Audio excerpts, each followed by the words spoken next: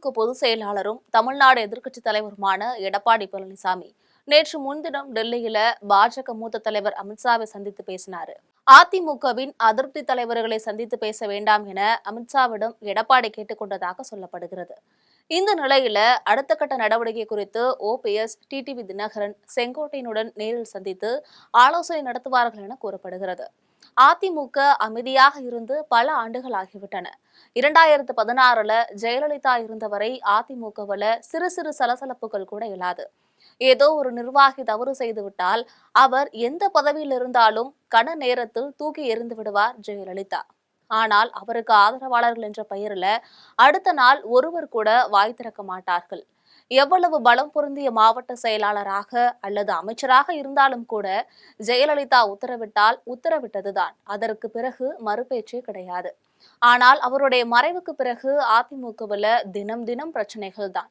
OPS தர்ம யுத்தம், சசிகலா சிறைக்கு சென்றது, எடப்பாடி முதல்வரானது, நம்பிக்கை வாக்கெடுப்பு, டிடிவி தினகரனோட பிளவு, ஓபிஎஸ் ஒன்று சேர்ந்தது, டிடிவி தினகரன் சசிகலா நீக்கம் என பல பிரச்சனைகளை அதிமுக 4 ஆண்டுகளை சந்தித்தது. 2021 தேர்தல் வரை ஓபிஎஸ், எடப்பாடி ஒன்றாக இருந்தனர். அதற்கு பிறகு ஒற்றை தலைமை விவகாரத்துல பன்னீர்செல்வமும் விரட்டியடிக்கப்பட்டாரு. தற்போதைய சூழல்ல கட்சியோட முழுமையான கட்டுப்பாடு எடப்பாடி பழனிசாமி கிட்ட தான் இருக்கிறது.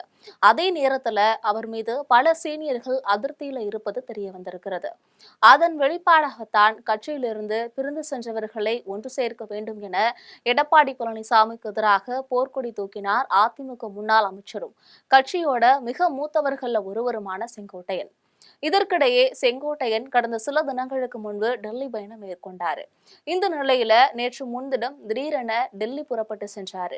அதிமுக பொதுச் செயலாளர் எடப்பாடி பழனிசாமி நேற்றும் இன்றும் தர்மபுரியில எடப்பாடி பழனிசாமி தேர்தல் பிரச்சாரம் மேற்கொள்ள இருப்பதாக அறிவிக்கப்பட்டிருக்கக்கூடிய நிலையில அதனை ரத்து செய்துவிட்டு டெல்லிக்கு சென்றாரு. கடந்த முறை கார்கள் மாறி மாறி சென்ற எடப்பாடி பழனிசாமி இந்த முறை திண்டுக்கல் சீனிவாசன், KP முனுசாமி உள்ளிட்ட சீனியர்களுடன் சென்று அமித்ஷாவை சந்தித்து பேசியதாக சொல்லப்படுகிறது.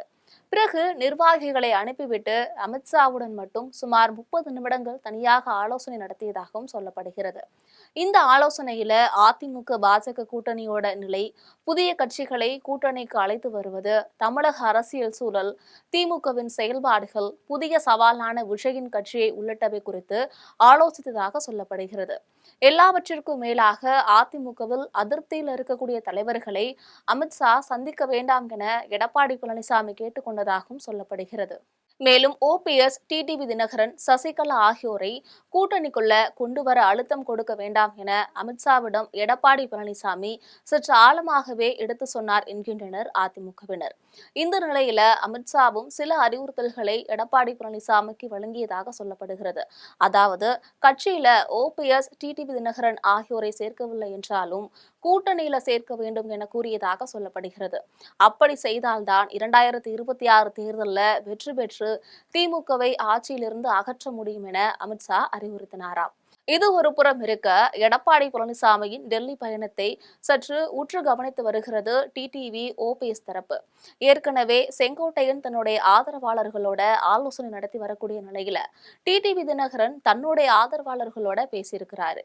இந்த நிலையில அடுத்த கட்டமாக என்ன செய்வது என்பது குறித்து ஓபிஎஸ், டிடிவி தினகரன், செங்கோட்டையன் ஆகியோர் நீண்ட இடைவெளிகளுக்கு பிறகு நேரில் சந்தித்து ஆலோசனை நடத்த இருப்பதாக தகவல்களும் வெளியாகியிருக்கு. இந்த தகவல் வெளியே கசிந்த நிலையில எடப்பாடி பழனிசாமி தரப்பு அதிர்ச்சியில் உள்ளது என்கின்றனர் அவரது ஆதரவாளர்கள்.